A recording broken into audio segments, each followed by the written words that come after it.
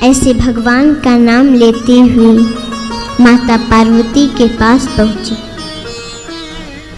माता प्रणाम। आओ नारद। नारद जी बड़े दिनों के बाद आए हैं। आना जाना थोड़ा कम कर दिया है आपने, क्या बात है?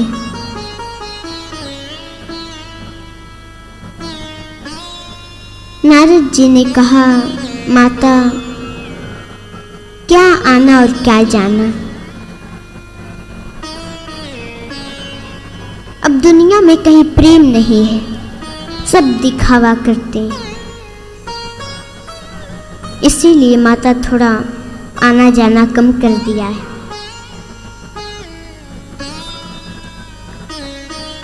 माता ने कहा, नहीं नारद जी, ऐसी तो कोई बात नहीं। भगवान भोलेनाथ तो हमसे बहुत प्रेम करते हैं, हर बात बताते हैं हमें।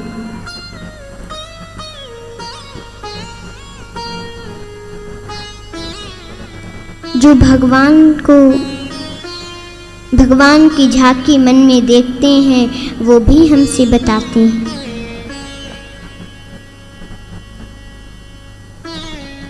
जो गुरु मंत्र किसी को नहीं बताया जाता वो मंत्र हमें वो बताते हैं। हमसे तो वो कुछ भी नहीं छिपाते, बहुत प्रेम करते हैं हमसे। नारद जी ने कहा, माता यहाँ प्रेम है तो बहुत अच्छी बात है।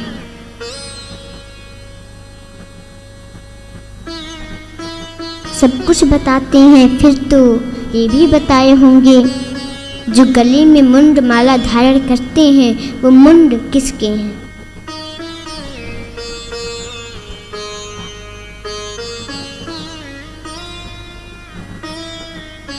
माता पार्वती बोली, नारद जी ये तो हमसे वो नहीं बताए।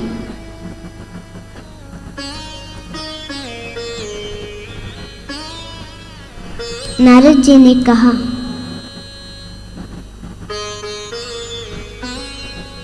कि माता वो प्रेम क्या खाक करते हैं, जो असली बात है वो बताते ही नहीं आपसे।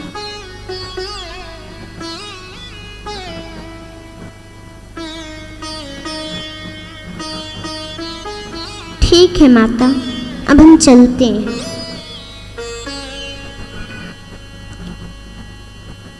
और वहां से फिर चले गए। रास्ते में जा रहे थे, भोलेनाथ मिल गए। नारद जी ने कहा कि प्रणाम भगवान। उन्होंने कहा, नारद कहाँ से आ रहे हो?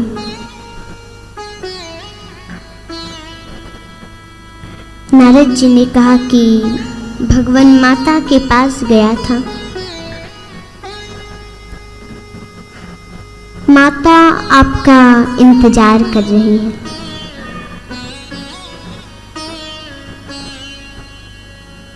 भगवान भोलेनाथ बोले, एक बात बताओ, जहां तुम चले जाओ वहां तो इंतजार ही होगा।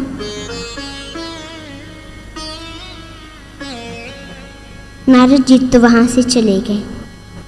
भगवान भोलेनाथ आए, बोले, देवी बहुत उदास बैठी थी माता पार्वती।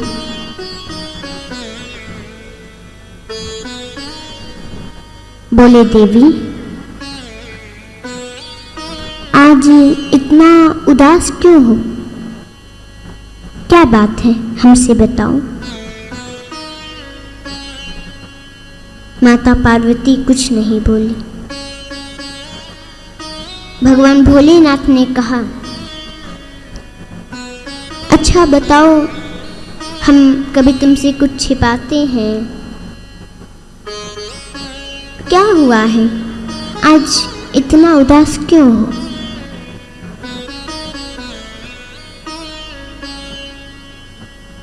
माता बोली, आपसे तो बात करना है बेकार है। भगवान भोलेनाथ ने कहा, बताओ तो बात क्या हुआ है। बोली, ऊपर से तो काले हैं ही आप, मन के भी काले हैं।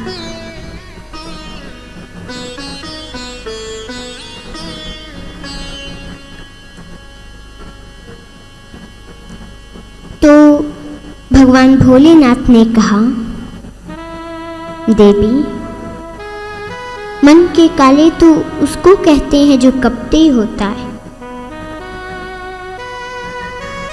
हमने तुमसे क्या कपट किया है? हमने कभी तुमसे कुछ छिपाया? सब कुछ बताते हैं, फिर भी तुम हमें कपटी कहती हो।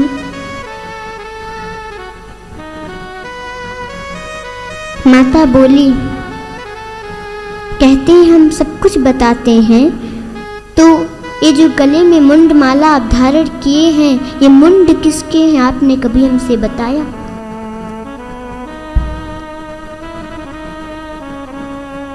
भगवान भोलेनाथ के आंखों में आंसू आ गए। देवी, ये मुंड तो तुम्हारे ही है।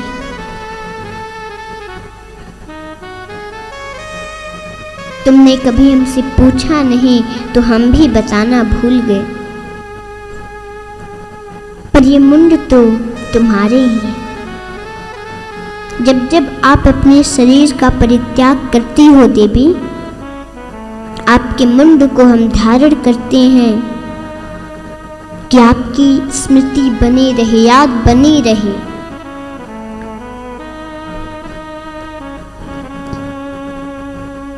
माता बोली, ये कैसे होता है प्रभु? हम मर जाते हैं और आप जीवित रहते हैं।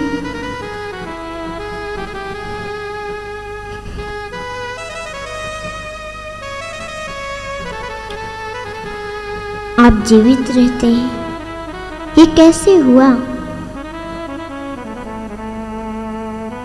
भगवान बोले कि देवी, ये सब तो अमर कथा का प्रभाव है। तुम्हें याद है,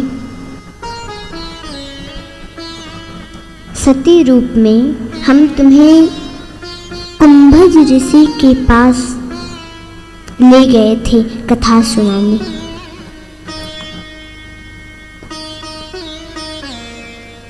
पर ऋषि की सरलता का गलत अर्थ तुमने लगाया और कथा ध्यान से नहीं सुनी, और हमने कथा ध्यान से सुना।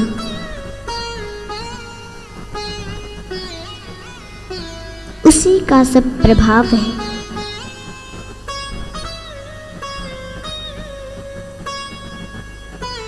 माता बोली कि हमको भी सुनाइए न प्रभु, अब हम ध्यान से सुनेंगे। भगवान भोलेनाथ ने कहा, लेकिन कथा को सुनने के लिए एकांत में चलना होगा।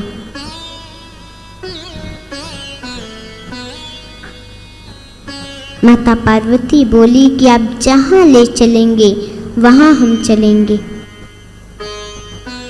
बस आप हमको वो कथा सुनाइए।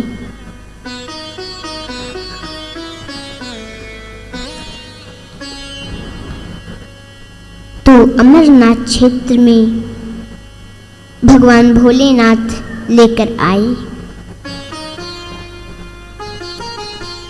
और बोले, देवी, एक बात आपको मालूम है, जब हम भगवान का कथा कहते हैं तो हमारे नेत्र बंद हो जाते हैं, और जब बंद हो जाएंगे तो मैं कैसे जानूंगा कि आप कथा सुन रही हैं कि नहीं?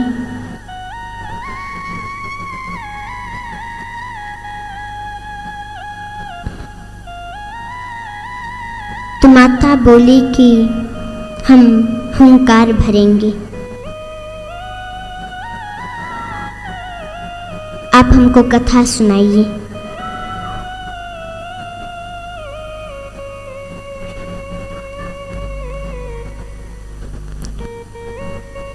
तो भगवान शंकर आंखों को बंद कर लिए और कथा सुनाने लगे। और माता सुनने लगी।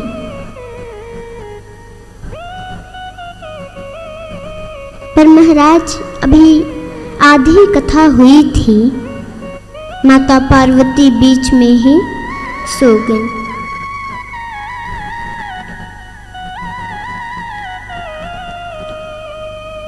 लेकिन जो अंडे के रूप में सुखदेव जी थे,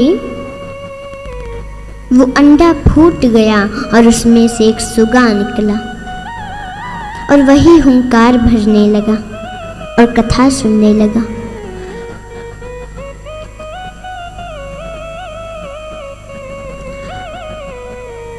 महाराज जब कथा पूरी हुई, भगवान भोलेनाथ के नेत्र खुले। देखे तो माता तो सोई है।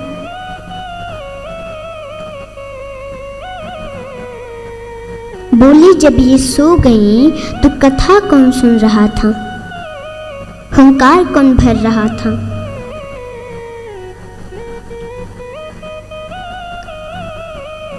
और अपने त्रिशूल को आदेश दे दिए कि जाओ देखो यहाँ कौन है।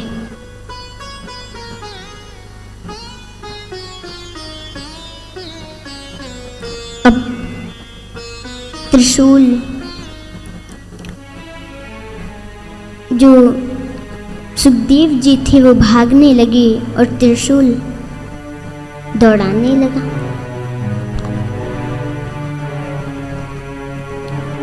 अब सुखदेव जी भागते भागते वेदव्यास जी की पत्नी वीटिका के मुख के रास्ते गर्भ में प्रवेश कर गए।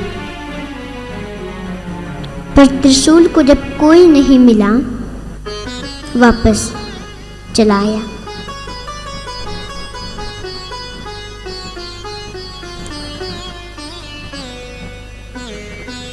और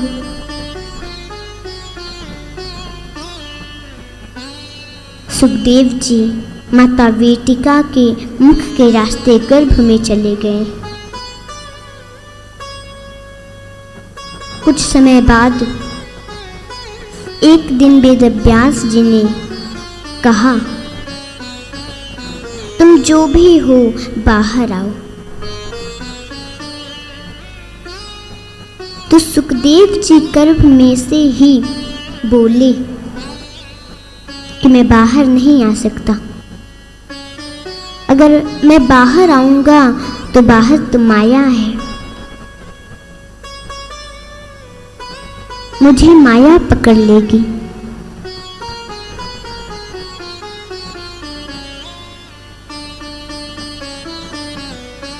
मैं नहीं आऊंगा बाहर, मना कर दिए। तो फिर वेदव्यास जी ने कहा, हम तुम्हें आशीर्वाद देते हैं, तुम पर माया का असर नहीं होगा।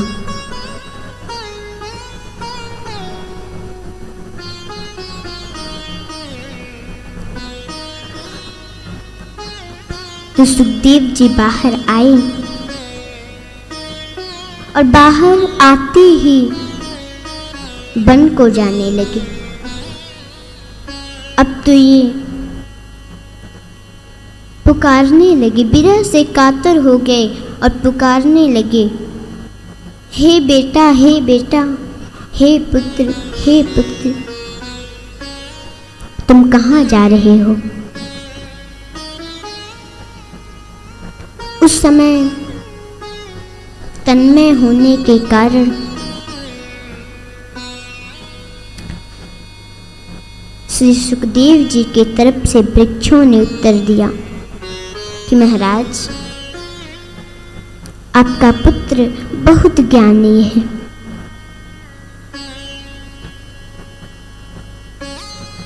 और सुखदेव जी भजन करते हुए चले गए।